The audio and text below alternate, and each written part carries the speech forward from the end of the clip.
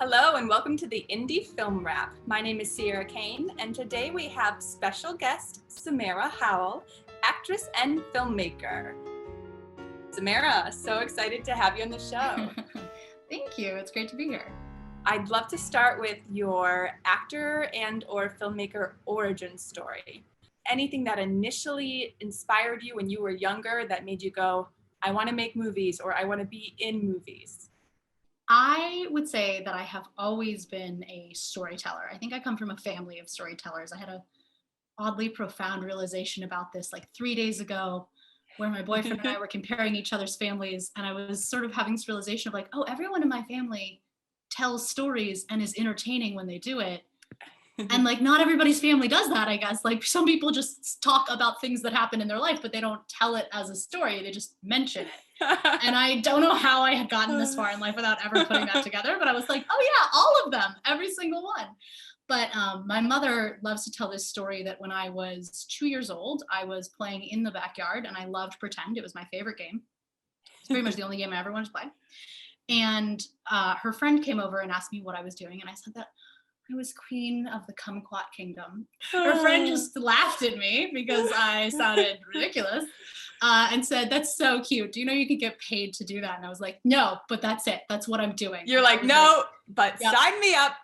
Game over. That was from that moment forward. I wanted to tell stories. And for a long time when I was, growing up, the example that you saw for people who were actors who also made films was that they became famous as an actor first.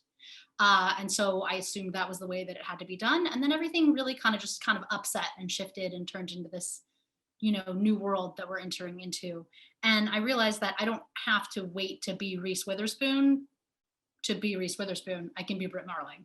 And that was a really empowering revelation because it sort of took a lot of waiting for someone to give me something out of the equation, and instead I could be in charge of making something. So that was definitely like a really empowering discovery to learn that being a storyteller didn't have to go in a certain direction or look a certain way, but that it could be something that evolved in all directions at once, and that everything I learned as a director would strengthen my work as an actor and vice versa. I think that's really interesting because I feel like sometimes these paths can cross and go different ways. And so I've just met so many actors and actresses that, think that first. And so it's interesting that you were like, no, I want to tell stories and I want to be a filmmaker and I have to be a notable actor to do that. Like I have to follow this path or this example. And I think, yeah, it's interesting of how, the examples we see, and I don't know, for me, the examples I've seen with filmmakers who are female, they do tend to come from the path of being an actress. So hopefully, that's starting to shift a little bit more and that the gates are opening in really great ways. But I think that's interesting that, that the representation that we see is so reflective of what people then want and think is possible. Yeah, and I think it's actually really interesting because as you were saying that, I was thinking, oh, that's something that's kind of a commonality amongst all the work that I have created, is that you're watching women overcome learned beliefs. Things that are not necessarily objectively true facts, but more what they think about them because of what they've been taught. And sometimes they've been taught them for a reason and it's a good reason. And sometimes it is, definitely not the thing that they should have learned, and they need to overcome that obstacle in order to be the better version of themselves. And I'm wondering if that's because I had that realization as a storyteller that I'm obsessed with it as a filmmaker. You went to school for acting. So can you share with us a little bit about, what was the reasoning for going? Was it a difficult decision? Because, sometimes your parents want you to take a different path, or sometimes they're very supportive. And what were some of the things that you got out of that education? I only applied to one school. You had to audition to get in. I got in, so I went. So I really put all my eggs in one basket. I don't regret it in that It taught me a lot about myself. I worked my way through school, which almost none of my classmates were doing. And I Mm. think that was really helpful in building a work ethic where I didn't take things for granted in quite the same way, maybe as some of my classmates did, several of whom are no longer pursuing acting or filmmaking. So I think, that knowing that I was working for it and I was paying for it and working that much harder for it kind of taught me a lot of like resiliency and grit Mm. that you need to keep going in this business. That being, and I feel like I learned a lot about myself just growing up as an adult. All of that being said, I probably could have learned that stuff outside of school by just having to work for my living. So many people that go to school for acting, and they do the plays in high school, and they're great and they love it, they have the time of their life, and they think this is what I want my life to be. And then they get into a theater program, and Mhm. everything is regimented, everything is laid out before them, the path is there for them to follow, and the roles are there for them to take. And then it's a huge wake up call, leaving school and going, oh, I have to find all this work myself.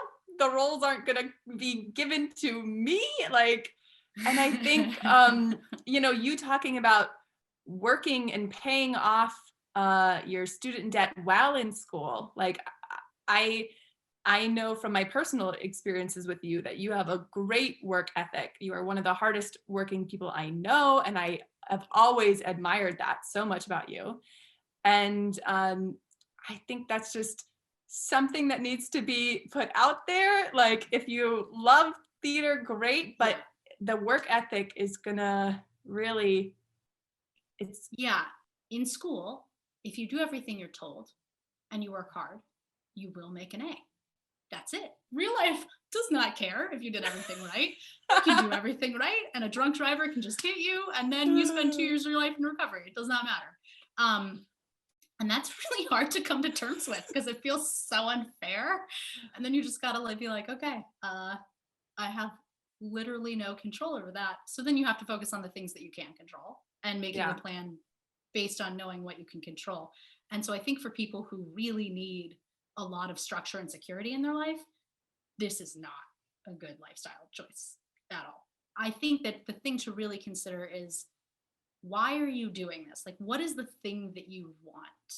If you want attention, which some people do, and that's totally fine, you should totally get a regular job and then be a TikToker. Like, the world is so set up for you to be so happy and have money and have everything be great. And it's like not Yeah. common, right? Or blog. Um, Yeah. You can. Totally. If you want to make people laugh, you might want to consider doing stand up. Like that's, or you might want to consider like making a sketch group that puts out videos on YouTube. Those are things that are, doable, where it doesn't need to be the thing that you're trying to do to earn your living with, and you can be really happy and satisfied with that. If you uh need to tell stories and you need to tell them in a really specific way and you feel desperately unhappy doing anything else, well, now you're in a very specific boat. And that's when I would say, like, oh, you should be trying to do this for a living.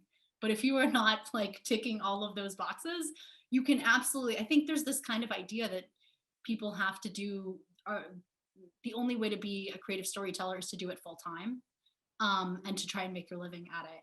And I think that that's just like not the reality. Most people are working a second job anyway. And that second job might as well be something that you like if it doesn't matter about how successful you are. And some of the people that I've done, like for example, theater with in the past, that's exactly what they do. They're way happier than I am. They're way happier than most people I know, because they've got their like they're a lawyer and they make a ton of money and they don't really care about their law practice because it's just like writing estates. And then they come and they do a play and that's their nights and weekends and they're so happy and they're so comfortable and they drive nice cars. And so just know that it only is about success if for you it needs to be about success, and what success is for everyone is completely defined differently. And I would also say that the same thing applies to, if you think you want to make films, why? do you want to make films? And that is going to really sort of predicate every decision you make about your film. Are you making your film because you want to make people laugh? In which case, okay, there's like, that's a pretty reasonable goal. It's pretty easy to do. You're going to make your movie a certain way. You're going to light it a certain way based on that decision. If you're trying to create work for yourself, and that's like the end goal is creating work for yourself, then that's again like a different thing. You're going to write differently. You're going to have it shot differently. All of those will apply. If you want to tell stories because you are constantly thinking about things, you're curious, you have things that you would like to change in the world or things that you would like to communicate, then you really need to start thinking about how you're going to develop your sensibility as a storyteller so that that's communicated through every single frame of what you shoot and not just through the story itself. If you're making sketch comedy, which is awesome, that's going to require a totally different kind of preparation than if you're trying to make kind of more like art house cinema, right? Like I've made a lot of movies in my head. Because my aesthetic is communicating as much through visuals as through dialogue and story. Well, that means that I'm going to spend a lot of time,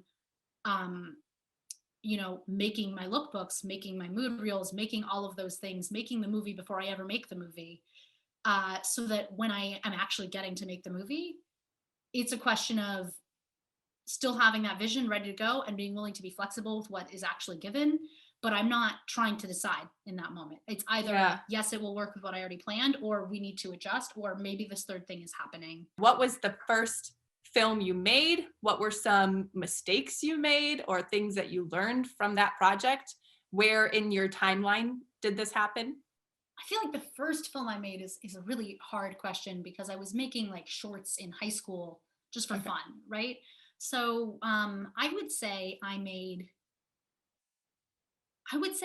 10 short films before I made my first real short film. In a way. Maybe nine was like hypothetically the first real one, but I would call Avowed my first real short film. Partially because I had a budget that helped a lot, and that meant that I was directing with a crew of people that I was largely paying. And it was also the first time that I had producers that I was sort of beholden to their input as well, in a way where they're paying for it. So their money means that they get to have a lot more say than maybe like people who've kind of produced as a favor for me in the past. So yeah, I would say Avowed is kind of like what I would consider my first real short film. That was mostly in 2016. I think it technically started in 2015. I did it as a fellowship, which is why I had a large budget and where the money came from. Oh, nice. Okay. Yeah. So if you can get a fellowship, I highly recommend them. Having a budget is very helpful. And yeah, so that was then. So a couple years out of college, we did crowdfund for some of our post. But it was a lot easier to ask people for money to finish the movie than to make it, especially when we could show them, raw footage and stills and things like that. And we already had the cast that we had, and all of that just made getting money for post just a much, much easier ask. And I think things that people were much more willing to do. So if you can get that far before you ask for money from friends and family, it's a good place to get to. Cool. Well, let's take a look at Avowed. I've never met anyone like him before. How long has he been like this? Since birth. The first year is meant to test you. I want it to be meaningful. That depends on you.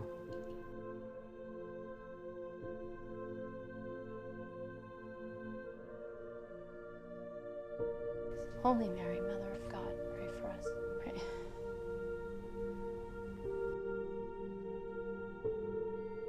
How do we know that every person has a soul?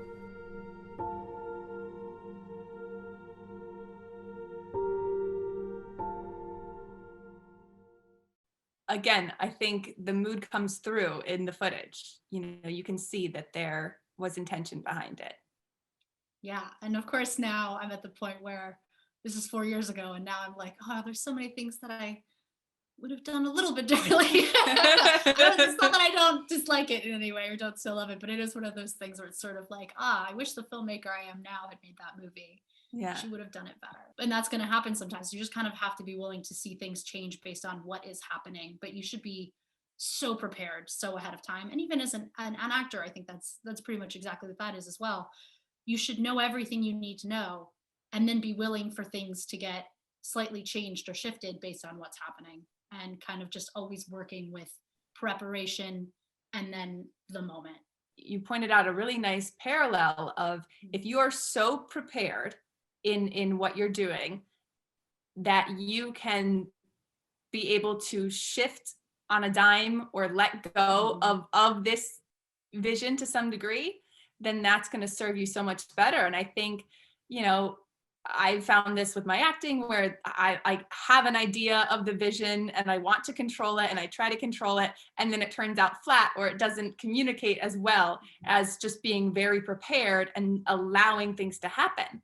And I think that's so true with filmmaking too. If people have these precious ideas that they're trying to communicate, and for them it probably hurts in some way to have to compromise, right? Their vision. Your darlings. Yeah, killing your darlings. And so I think that's a great way of putting it. It's not about killing your darling. It's about knowing fully what you want so that you can be more flexible in the moment. Yes, and I think that you kind of like really hit the nail on the head, because at the end of the day, it always has to tie back to what the thing that is being communicated is. And is your idea communicating that or not? And if you really understand what that thing is, either what your film is communicating as a filmmaker or what the purpose of your character is to communicate in the broader story that you're a part of, then you can always just fall back on that. And whatever you thought ahead of time will come across much better. I plan way more as a director than I do as an actor. But they both stem from this knowing very concretely what the truth of what I'm trying to communicate is. So that then if things need to change, it's so easy to know exactly what to change to. Just like you said, like you can just pivot to it because you know what you're trying to say. And so how you say it can totally change depending on how you need other people to receive it. A mood reel. Yeah, a mood reel. There are a couple different kinds. There's also sizzle reels. Or a rip reel. They're kind of interchangeable terms. They are slightly different. So it's when you edit together clips from existing projects to give viewers an idea of what the tone of your movie is and how it will feel emotionally.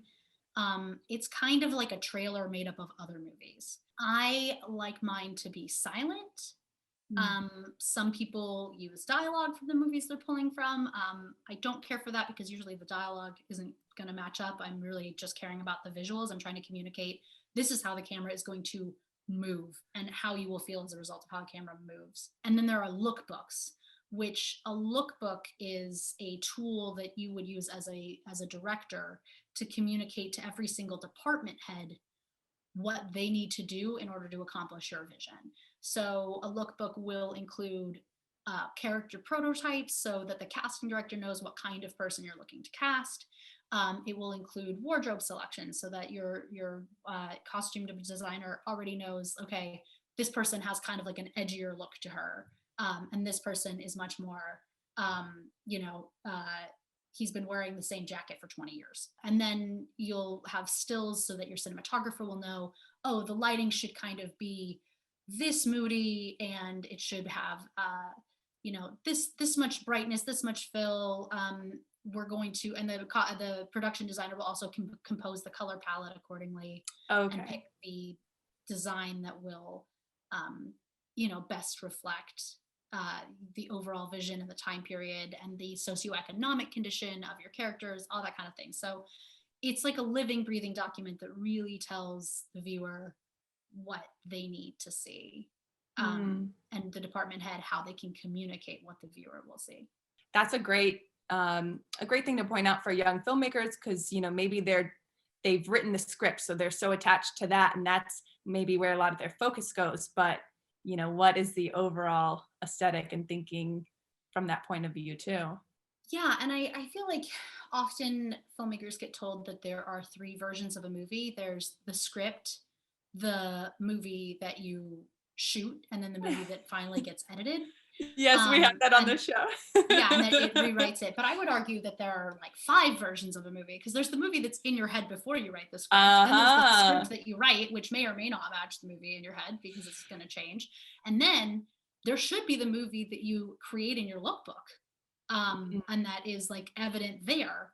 And again, you know, there will be things that will change and shift, but hopefully it will match enough, and that there should be like a continuity, and there will be changes, but you should be spending so much time just creating your lookbooks, creating a mood reel, really making all of these decisions well ahead of time, so that when you're interviewing your department heads, you know that they're the right person for the job because they understood from your lookbook what they need to give you, and they can talk about it in a meaningful way and say, oh, I totally understand and respect that, you know, she dresses this way in the script because of like what she's learned about herself as a woman, and so the wardrobe needs to reflect that.